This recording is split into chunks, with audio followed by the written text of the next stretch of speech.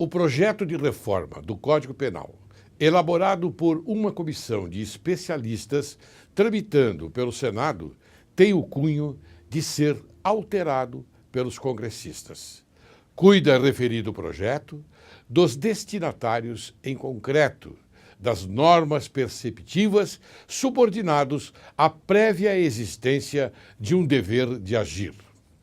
Ao introduzir o conceito de omissão relevante e ao extremar no texto da lei as hipóteses em que estará presente o dever de agir, estabelece-se a clara identificação dos sujeitos a que se destinam as normas perceptivas.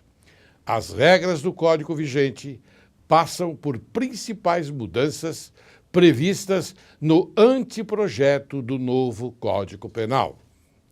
No decorrer desta apresentação, você tomará conhecimento das possíveis mudanças das respectivas normas que estarão sujeitas à modificação.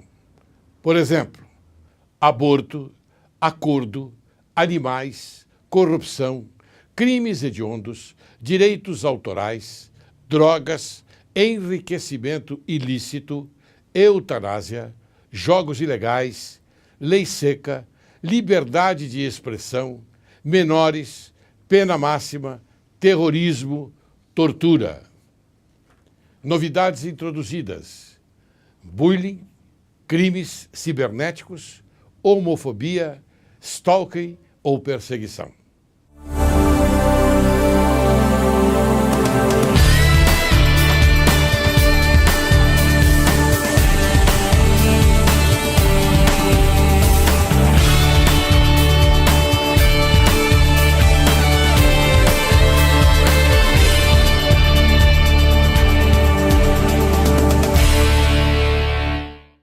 Hoje, Direito e Justiça em Foco apresenta um programa que você, telespectador, vai gostar.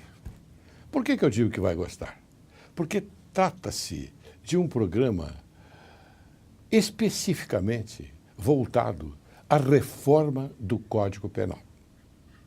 Reforma do Código Penal é importantíssimo, porque a última foi já há longo tempo, e esse código é de 1940. Mas eu vou apresentar a vocês aquele que vai discorrer sobre o assunto. É o Dr. Luiz Carlos dos Santos. Quem é Dr. Luiz Carlos dos Santos Gonçalves? Procurador Regional da República da Terceira Região, mestre e doutor pela PUC São Paulo em Direito do Estado, relator geral da Comissão de Reforma Penal instituída pelo Senado Federal 2011-2012, essa que nós estamos falando, ex-defensor público da PAJ 1994, ex-promotor de Justiça do Estado de São Paulo 1994-1995. Produziu, como autor de grandes obras, comissões parlamentares de inquérito, poderes de investigação da editora Juarez Oliveira São Paulo, mandados expressos de criminalização e a proteção de direitos fundamentais na Constituição Brasileira de 1988, editor Fórum Belo Horizonte, Direito Eleitoral, editora Atlas São Paulo, Crimes Eleitorais e Processo Penal Eleitoral, editora Atlas de São Paulo. O currículo dele é extenso, eu sei, mas nós tivemos que diminuir um pouco para falar a você, porque ele vai abordar um assunto onde nós temos que ter um tempo bastante longo. Eu, então, quero apresentar já a você, caríssimo telespectador, este homem maravilhoso, esta cabeça iluminada, que é o doutor Luiz Carlos dos Santos Gonçalves. Como vai, doutor Luiz Carlos? Olá, doutor Laércio, desembargador Laércio Laurelli. É uma grande satisfação vir aqui nesse seu prestigioso programa televisivo. Bom, todos nós sabemos, e eu já o apresentei, como o relator, não é? O relator da comissão da modificação do Código Penal. Isso é muito importante, nós transmitirmos ao povo, porque o Código Penal ele é de longa data. Houve algumas reformas, não é? Algumas introduções, mas agora é uma introdução mais moderna. Não sei se eu estou aplicando bem a palavra, doutor Luiz Carlos. Perfeitamente. Me corrija, por favor. Perfeitamente. Então daí porque eu já quero fazer uma pergunta, não é? Dizendo o seguinte: há mesmo necessidade de reforma do Código Penal? Sim, é necessário modificar o Código Penal, não porque ele seja ruim, mas porque ele foi feito, notadamente a sua parte especial, para a sociedade brasileira dos anos 40. E o Brasil mudou muito nesse período todo. Em 1984, houve uma atualização da parte geral e o que se tem visto, desembargador, é muita legislação extravagante e muita reforma pontual. E o resultado é hoje desarmonioso. Então, várias situações estão previstas, ora no Código, ora na legislação extravagante, condutas de gravidade assemelhada têm penas as mais díspares, o aplicador do direito, o juiz, o promotor, o advogado e principalmente o cidadão precisa ter um marco claro daquilo que a sociedade resolve punir, inclusive com pena privativa de liberdade. E, portanto, é hora de homenagear o monumento jurídico que é o Código Penal brasileiro, e, no bojo dessa homenagem, substituí-lo por um documento compatível, né, com a sociedade brasileira do século XXI. Muito bem. Eu queria saber se a sociedade pode esperar mudanças em prol da sociedade se a forma ou se a reforma for aprovada. Veja, a sociedade ela está passando por uma expectativa bastante, vamos colocar um termo, temerária. O que significa isso? Às vezes as pessoas dizem o seguinte: eu não posso sair às ruas porque tenho medo de ser assaltado. Eu estou entrando agora na parte já objetiva e prática. Então, entre aspas, e eles falam desta forma, os bandidos estão soltos e nós, homens de bem, pessoas da sociedade, estamos presos em casa. Há possibilidade de nós termos uma expectativa contrária? Um rearranjo dessa situação da liberdade individual de um lado e da proteção social de outro precisa ser feito. A sociedade brasileira prende muito, mas prende mal. Então, muita gente que talvez não precisasse, dentro de um projeto de ressocialização, não precisasse estar encarcerado, está. E muita gente que, no meu modo de ver, tinha que pegar uma pena muito longa, está deambulando por aí. Certo. Então, tivemos essa preocupação num projeto moderno que propusesse uma reconciliação desses elementos. Mas é evidente, desembargador, que um projeto de código por si só, ele não consegue alterar profundamente a realidade.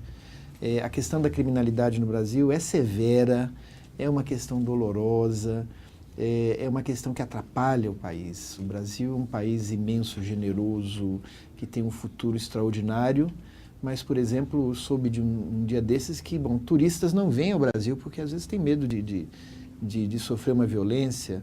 Nós perdemos aquele hábito de passear na rua e nossas casas ficam trancafiadas. E, por outro lado, criamos presídios que são ajuntamentos, né, insalubres de pessoas que ficam ali e me parece que o tempo todo pensando no que fazer, né, para quando sair, porque também quando sai não recebe nenhum tipo de apoio, de assistência, volta a delinquir e fica essa cadeia da reincidência. Ou seja, o sistema hoje é disfuncional, o projeto de Código Penal pretende colaborar para resolver essa disfuncionalidade, mas é evidente que o papel da lei é limitado.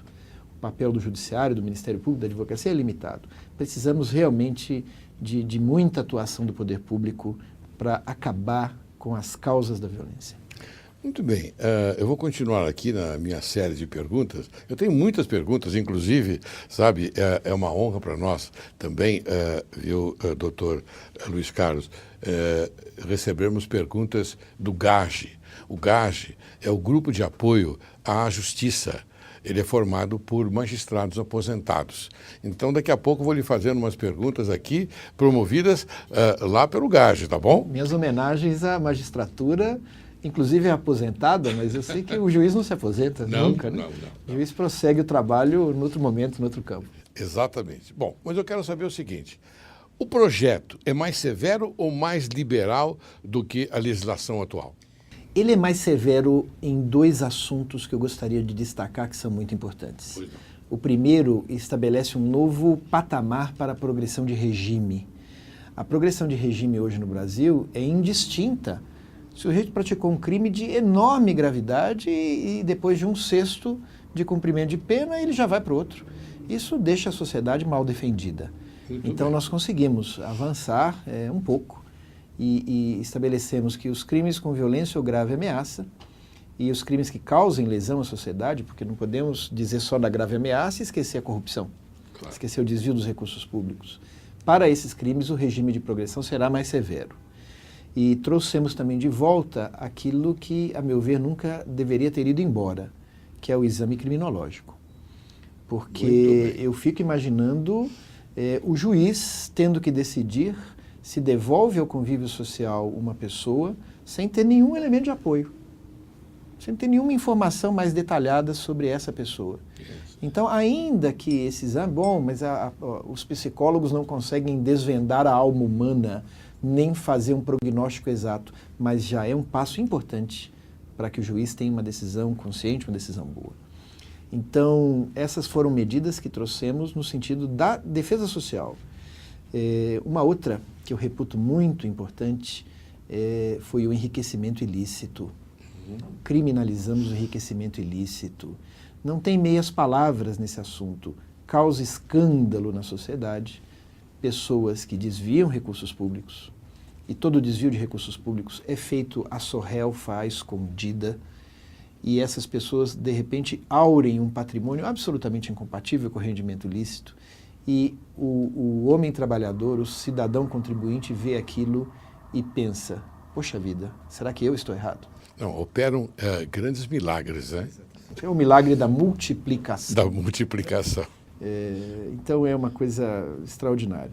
Mas eu devo dizer, meu querido desembargador Laércio, que em muitas outras situações a comissão se preocupou com a população carcerária, com as pessoas que são levadas até lá. Eu estive consultando dados do Departamento Penitenciário Nacional, cerca de 10% da população carcerária brasileira está encarcerada em razão de furto. Às vezes é furto qualificado, às vezes tem uma reincidênciazinha. E você levar o furtador a ocupar o presídio pode ser uma má política. Ele vai aprender a roubar. Furto simples, às vezes. Ele vai aprender a roubar. Então, houve também, por parte da comissão, essa preocupação. Então, não houve um movimento retilíneo de agravamento de sanções penais, nem um movimento retilíneo de liberalização. Nós procuramos o equilíbrio. Claro que pode haver erros, né, em muitas situações, até a imprensa noticia, olha, mas aqui vocês estão propondo a pena tal para esse assunto, e esse aqui é muito mais grave, a pena dá para resolver, dá para conciliar. O Senado prossegue, né, na discussão, e eu estou convencido que a nossa proposta é equilibrada. Foi muito boa a sua explicação, porque, de repente, nós tivemos um afastamento, não é, desse laudo do exame criminológico. Então, isso está no artigo 116 e seguintes da Lei de Execução Penal, se não me engano, não é? Naquela parte da progressão. Não é? Então, isso foi salutar, porque aí o juiz, não é, o aplicador da decisão, ele terá muito mais substância, não é, para tomar uma decisão em prol da sociedade. Com certeza. Muito bem, eu vou agora para a próxima pergunta. Mais gente irá presa? No que dependesse de mim, desembargador, não iriam mais pessoas presas, mas iriam gente diferente, né? Eu vejo hoje a corrupção como o mais grave problema do Brasil, porque a solução para várias questões, nós todos sabemos, é educação, é saneamento, é saúde, é transporte, é respeito à dignidade das pessoas, é dar expectativas de uma vida cidadã interessante. Mas não adianta cobrar mais tributos, não adianta instituir políticas públicas, etc., se nós percebemos que uma parte desse dinheiro vai embora. Claro. Então, eu acho que uma primeira medida muito razoável para que o Brasil encontre as suas grandes vocações é atacar fortemente a corrupção. Eu gostaria de ver corruptos, todos na cadeia. Eu acho que a razão nessa sua proposta, porque nós ficamos extasiados. Extasiados, maiormente, quando a mídia, não é? quando anuncia um fato criminoso, ela diz o seguinte: e não foi preso. É isso. Eu digo que é salutar, porque a prisão, ela, independente de qualquer coisa, primeiro há que se verificar o fato em si. Claro. Como há nos Estados Unidos. Nos Estados Unidos paga-se uma fiança e fica-se aguardando a decisão. Não é verdade? Muito bem. Depois, então, quando há uma condenação, é que ele se apresenta para cumprimento da pena. Quer dizer, isso é muito mais importante, porque aí o curso do processo penal ele chega a um ponto comum importante e a sociedade verifica que está se fazendo justiça. Com certeza. Eu penso assim, Isso também. porque para mim a prisão, a liberdade é a regra, a prisão é a exceção. Nesses casos, estamos em mas comunhão. no final eu acho que tem que ser preso, sim. Isso não tem que ser aplicado. Claro. E outra coisa, caro doutor Luiz Carlos, eu acho que as penas do Brasil, elas são café com leite, pão e manteiga. Me perdoe essa expressão. São muito pequenas. É verdade. Muito pequenas. E muita gente se queixa também, não contestando a sua brilhante exposição, mas muita gente se queixa também da progressão. Nos Estados Unidos não há progressão. Nos Estados Unidos cumpre-se pena integral. É verdade. Não é verdade? E nos Estados Unidos não há aquela historiazinha, não é? De, por exemplo, a família ir ver o preso, abraçá-lo, beijá-lo, levar coisas para ele, essa coisa toda. Às vezes até abraçá-lo e beijá-lo e prosseguir, né? E prosseguir. E ir em frente, né? Porque nós temos alguns institutos que o direito estrangeiro não conhece, por exemplo, a visita íntima. É verdade. Não conhece a visita íntima aqui. A visita íntima, meu Deus do céu. Agora eu ouvi dizer que a visita íntima se estendeu à homossexualidade também. Pois é. Eu ouvi dizer isso. Desembargador. Eu ainda não posso afirmar porque eu não tenho certeza. Eu não tenho notícias também. Mas já ouviu falar disso também? Não, é uma notícia que o senhor está Eu estou dando em aqui. primeira mão, mas eu ouvi dizer isso também. Mas eu entendo que se a sanção não é aplicada, nós estamos infirmando a validade da proibição. Então, se a pessoa infringe a proibição e de uma maneira grave e a sanção não é aplicada, ou não se procura ao máximo aplicar, ou há subterfúgios para evitar essa aplicação, nós não avançamos como sociedade. Claro. Agora, eu me considero um humanista, um iluminista. Eu entendo que a prisão é sempre uma medida última, severa. Sempre que possível substituí-la por medidas alternativas, eu sou favorável. Porque a prisão, desembargador, ela custa muito também para o cidadão. Então, as pessoas que estão lá presas, nós estamos pagando tudo delas. Então, há um custo social elevado. Então, do meu modo de ver, a prisão é lugar para pessoas que praticaram crimes violentos, com grave ameaça ou grave lesão social. Eu incluo os crimes contra a administração pública entre aqueles que merecem o cárcere. Inclusive hediondos, né? Pois é. Os hediondos, os mais Exatamente, graves. exatamente. Eu concordo com o senhor, doutor, porque eu acho que tem que ser assim. Esses pequenos furtos simples,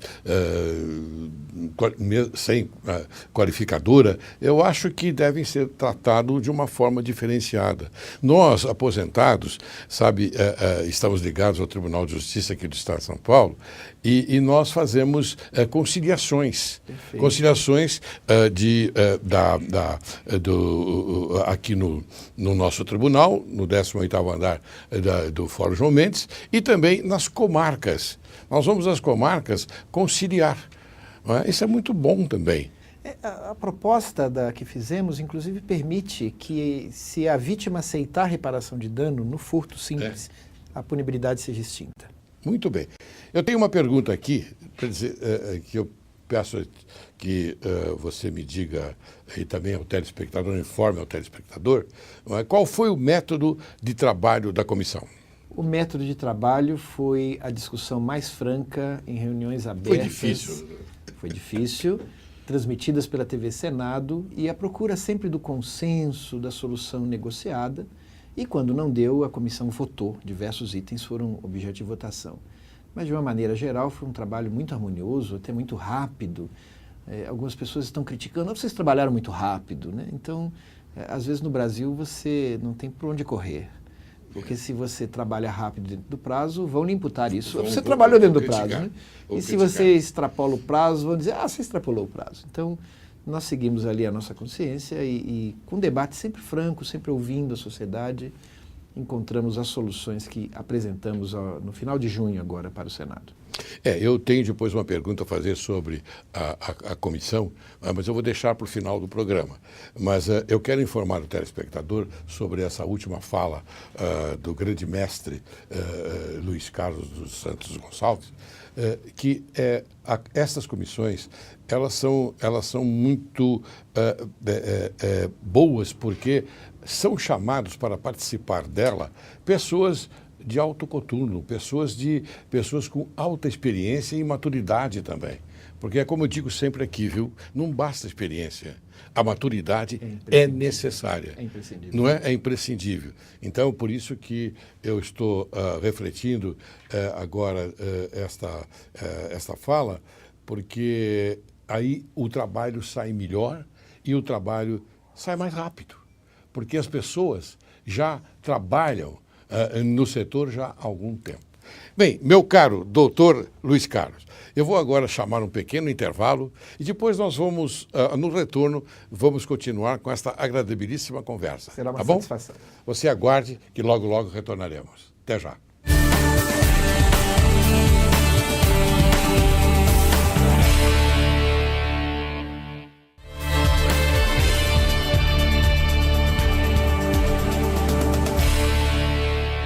Ao retornarmos, eu quero apresentar imediatamente o Dr. Thomas Lau, que ele faz parte do nosso programa, apresentado, inclusive indicado pela Ordem dos Advogados do Brasil, e é uma grande honra para nós, viu, Dr. Thomas? Como Obrigado, vai, senhor? Dr. Tá Laércio. bom? Tudo bem? Tudo jóia. Ótimo. Então, eu queria já apresentar o Dr. Luiz Carlos dos Santos Gonçalves. De nome já, pela carreira que ele tem, já conheço também, Muito bem, né? isso é bom. E já tem uma pergunta Ótimo, já em posso... relação Tudo bem.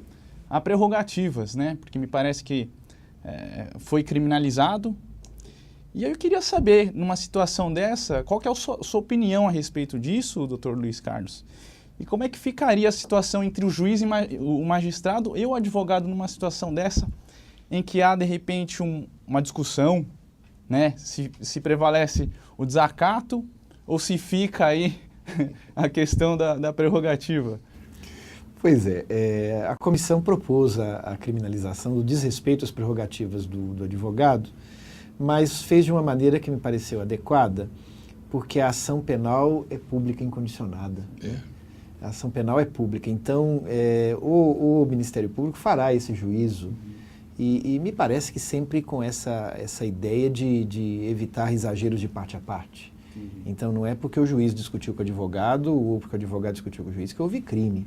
Mas há condutas, temos que reconhecer, às vezes há condutas muito severas contra o advogado, já há um sistema de proteção do juiz, do promotor, entendemos que era caso de estendê-lo também para o o advogado. Então, foi colocado como um crime contra a administração da justiça. Muito bem, está satisfeito? Sim, com certeza. Tem mais alguma? Quer continuar? Não, por favor. Porque eu vou fazer uma pergunta agora para o doutor Luiz Carlos, o seguinte: como está a tramitação do projeto no Senado? Muito bem. A boa notícia é que o anteprojeto que apresentamos foi transformado num projeto de lei que já começou o seu andamento no Senado. A sociedade pode participar, pode ainda levar suas sugestões, suas críticas.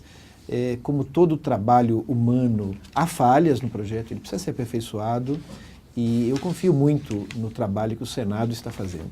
E convido a todos os que estão assistindo esse programa aqui tão interessante, tão feliz, a procurarem, né, o Senado, se tiverem interesse, procurar essa comissão. Eu sei que ela está aberta. Podemos colocar o seu site no rodapé? Claro que sim. Ótimo. Então, o projeto, se tiverem até interesse em conhecê-lo na íntegra, está lá, no www.pr3.mpf.gov.br. E toda a participação da sociedade é muito bem-vinda.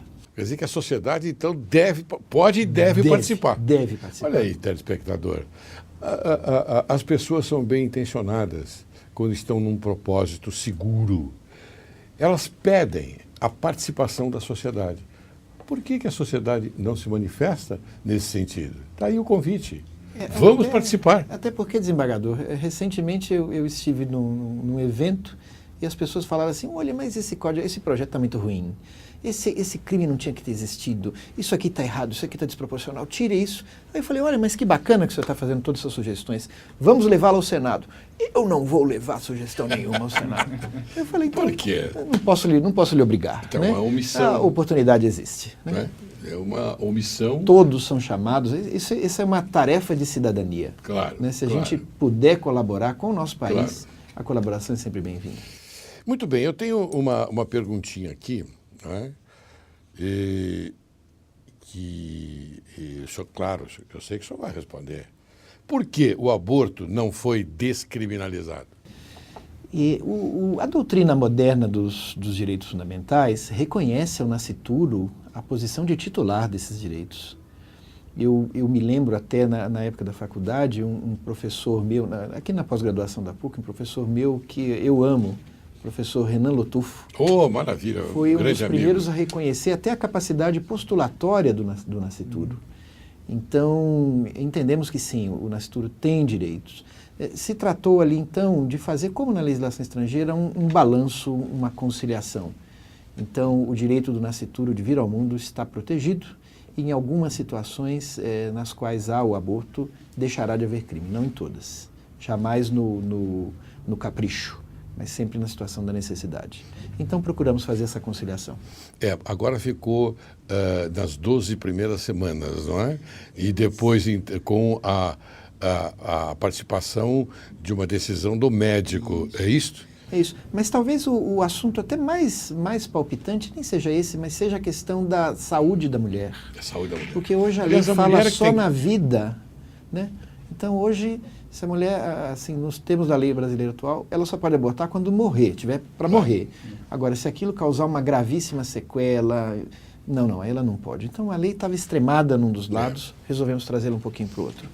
Inclusive com a participação da vontade da mulher, né? Claro. Da vontade da mulher. Muito bem. Agora vamos mudar um pouquinho, vamos entrar na parte geral do Código Penal. O segundo artigo 75 da parte geral do Código Penal, o condenado cumpre pena até 30 anos. Pergunta-se, não seria melhor ocorrer modificação para o cumprimento de pena até 50 anos, de 30 para 50? Desembargador Quer que eu Laércio, fundamente? Não há necessidade. Essa foi uma questão discutida lá na comissão, havia uma proposta. Havia uma proposta. Não passou. Mas o que conseguimos passar foi o seguinte, e é uma daquelas situações vexatórias do direito penal brasileiro hoje, porque se unifica a pena e se o sujeito comete um novo crime ao longo do período de pena unificada, ele vai receber aquela pena e vai cumprir somando com o que restava de pena a cumprir e reunificando em 30 anos. Tradução, se o sujeito comete um crime de homicídio no primeiro dia do cumprimento dos 30 anos unificados, a sua pena será de 1 dia. Então, nós conseguimos, foi um avanço parcial, não conseguimos mais. Mas colocamos 10 anos aí. Então, 40. nesses casos, irá 40. 40, olha que bom. Bom, quer dizer que então a minha pergunta foi... Sim, foi uma preocupação que tivemos. Foi ótimo, então.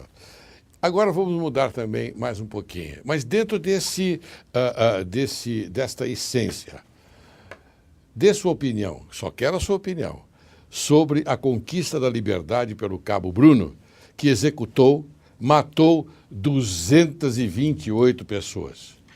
Olha só. Pois é, desembargador Laércio, aqui também conseguimos um avançozinho, não foi talvez aquele que eu gostaria, mas foi o que conseguimos chegar. Porque hoje nós temos as regras do crime continuado e nem sempre se tem o cúmulo material. Muitas vezes você vai simplesmente multiplicar a pena por 3. Então, se o sujeito matar 20 pessoas na mesma circunstância, ele responde por 3 e 17 vão no lucro. Certo. Então, uma das propostas que fizemos é que, nesses casos de crimes com violência, haverá o cúmulo material, mesmo nas circunstâncias do crime continuado. Também com relação ao estupro, fizemos a mesma coisa. Muito bem. Agora eu quero fazer uma outra pergunta aqui do meu colega desembargador Luiz Antônio Oliveira Ribeiro. Ele pertence ao GAGE, onde eu pertenço também, onde eu tenho a honra de ser secretário-geral. O GAGE é uma entidade que auxilia a justiça, não é, conquistada por desembargadores aposentados, aliás, magistrados aposentados, desembargadores e juízes. Então, pergunta ao meu colega o seguinte: se o ato de consumir droga não se caracterizar como crime passível de punição, o seu fornecimento não se ampliará, facilitando a tarefa dos traficantes fornecedores? Continua. Garantidos pela liberdade de consumo, os adquirentes de drogas não mais serão investigados. Assim, será que os fatos ligados ao fornecimento não ficariam acobertados por um injustificável silêncio? Olha aí. Olha o que o desembargador pergunta. Bom, em primeiro lugar, eu queria novamente cumprimentar, né, os desembargadores aposentados que fazem esse belíssimo serviço aqui no GAGE. Muito obrigado. Né? Muito agradeço bem secretariados pelo senhor, doutor Laércio. Muito obrigado. E eu vou cometer aqui uma pequena inconfidência. Eu fui relator geral da comissão e me sinto, né, cometido na tarefa de explicar os pontos de vista que foram majoritários, foram adotados pela comissão. A comissão majoritariamente opinou pela descriminalização do consumo e plantio de substância entorpecente, de droga, para consumo próprio. Ao ver da maioria da comissão, hoje a situação é indeterminada, muitas vezes a pessoa é usuária e acaba sendo confundida como traficante, não seria o caso de estigmatizá-lo com qualquer medida de persecução penal e, portanto, seria uma tentativa de resolver essa questão gravíssima das drogas. E a inconfidência que eu quero cometer, vou me permitir cometer, é que o único voto contrário a essa solução foi o meu mesmo. Puxa. Eu não sei se é muito conservadorismo da minha parte, mas eu vejo a droga como um mal em si mesmo. Eu acho que ela causa um extraordinário prejuízo à sociedade e eu desafio qualquer um que pense o contrário a fazer uma visita aqui nessa presenteira região de São Paulo, que é a Cracolândia. Então, eu fui voto vencido. Mas eu reconheço que em nenhum lugar do mundo se tem uma solução ideal para o trato das drogas. Países que optaram pela liberalização ampla estão retrocedendo. Então, até algum tempo atrás, era possível consumir substância entorpecente nos cafés de Amsterdã. Agora, só se você for holandês. Outros países que chegaram até a fornecer, né, droga ou instrumentos para as pessoas se drogarem, começaram também a estabelecer restrições. Então, a droga é um campo aberto, é algo que precisamos encontrar uma solução e a comissão propôs essa. Como eu voto contrário? Muito bem, parabéns pela sua posição. Inclusive, ele continua aí nesse patamar. Ele faz a pergunta dele nesse sentido. Ele agora. Quais os países que adotam a impunidade quanto ao consumo de drogas? Olha só. A comissão se inspirou muito no modelo português. Lá em Portugal, o consumo de substância entorpecente não é considerado criminoso, e de lá veio a inspiração para essa medida, porque lá, se a pessoa é encontrada com uma quantidade de drogas que seria normal consumir no prazo de 10 dias, ela é presumida consumidora e não traficante. A proposta da comissão trouxe esse prazo para 5 dias. Então, é essa a proposta que estamos levando. Eu dela dissinto, mas a respeito. Muito bem. E, finalmente, da parte do desembargador Luiz Antônio de Oliveira Ribeiro, meu querido amigo, ele diz, estatisticamente, em comparação com os que assumem postura inversa, oferecem eles dados positivos quanto à diminuição do uso desses nefastos produtos? Não, eu acho que não.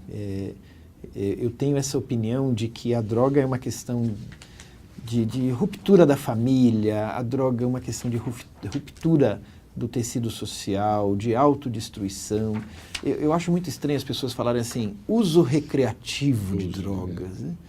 Eu fico imaginando, tem tanta coisa boa para a gente se fazer, né? Se divertir, trabalhar, viver intensamente.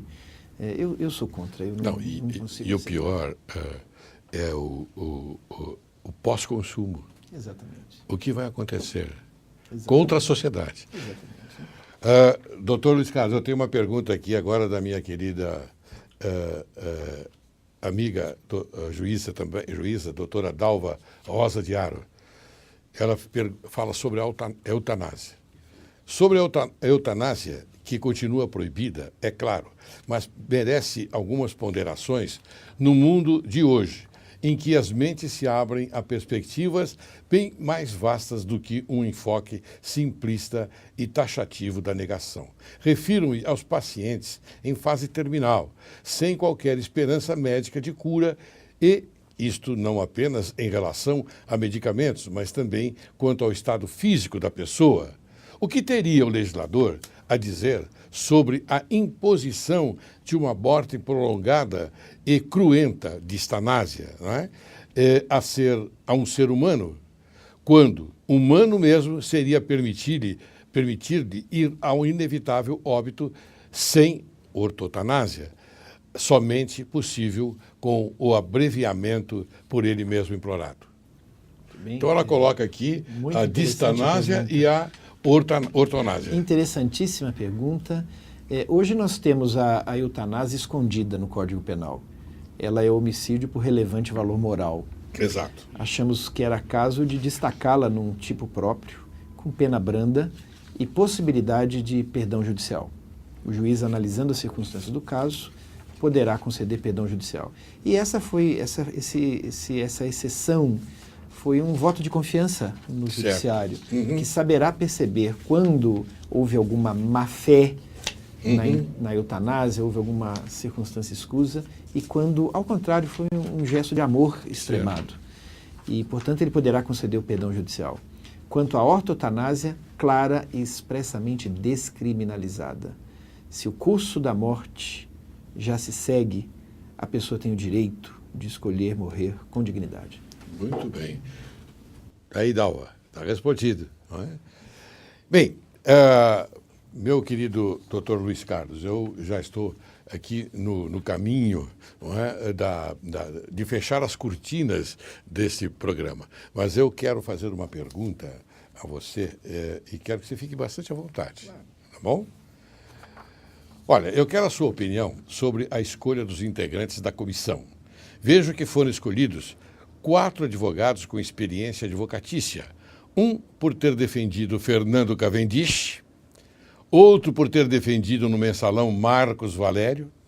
A seguir, integra a comissão um que defendeu Fernando Sarney. E, finalmente, um advogado criminalista responsável pela absolvição de PC Farias lá atrás. Eu queria que você tecesse algum comentário a respeito. Olha, eu queria dizer que, para minha grande satisfação, para minha grande felicidade, foi extraordinária a convivência durante os trabalhos dessa comissão com esses notáveis advogados. E até um dos advogados mencionados aí na pergunta é o doutor Nabor Bulhões. E eu dou testemunho aqui da competência, da honestidade intelectual, da lhaneza, da fidalguia, do comprometimento, né, nessa função. Esse advogado que eu uso como símbolo dos demais, ele transcendeu, ele se mostrou um jurista da maior qualidade e em nenhum dos advogados eu vi qualquer diminuição do papel que exerceram aí a chamado do Senado. Então foi uma grande satisfação, foi um debate muito interessante, eu aprendi muito com esses notáveis advogados e eu acho que eles foram essenciais para o equilíbrio da proposta que afinal fizemos.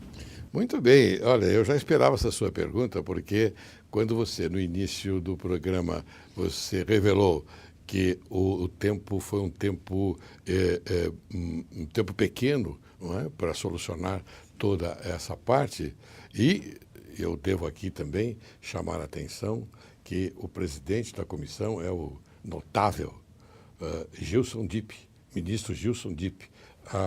A você, ministro Gilson Dipp, eu quero externar aqui o meu maior sentimento de apoio, de colocação, de exaltação à sua brilhante carreira e à sua brilhante mente. Você é uma das pessoas, ministro, que orgulha o nosso país. Parabéns. Então, representados por esse grande mestre do direito. É um homem digno, um homem que eu tenho profunda admiração também. Muito bem, ótimo. E eu queria, então, agora, veja, Luiz Carlos, queria colocar aqui a câmera à sua disposição para você apresentar as suas considerações finais. Lamentavelmente, nós temos que encerrar o programa. Eu sempre digo isso, né, doutor Thomas? Sempre digo isso. Mas, de repente, qual que é a maior, na sua opinião, a maior mudança no Código Penal? É o enriquecimento ilícito. A joia da coroa, para mim, é a criminalização do enriquecimento ilícito. Muito bem. Mas eu queria agradecer imensamente aqui o convite, doutor Laércio, a gentileza, doutor Laércio, do Thomas, dizer que para mim foi uma honra estar aqui nesse programa. Muito bem, doutor Luiz Carlos dos Santos Gonçalves. Eu não vou deixar o senhor levar essa honra sozinho, não. Eu quero que esta honra também fique aqui, porque nós tivemos uma honra imensa e eu quero exaltar este fato.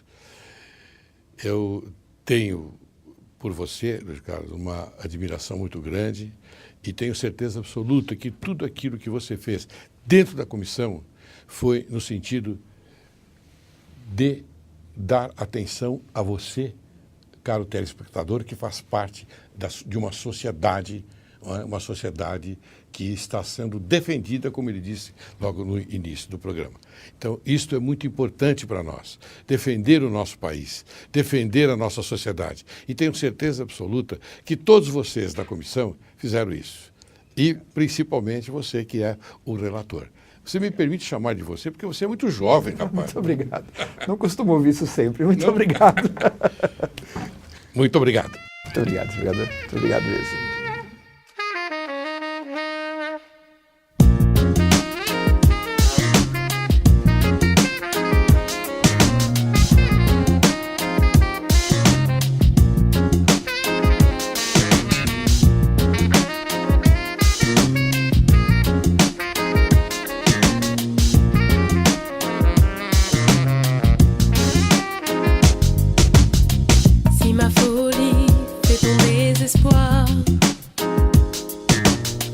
Ne m'en veux pas, je n'ai pas voulu te faire de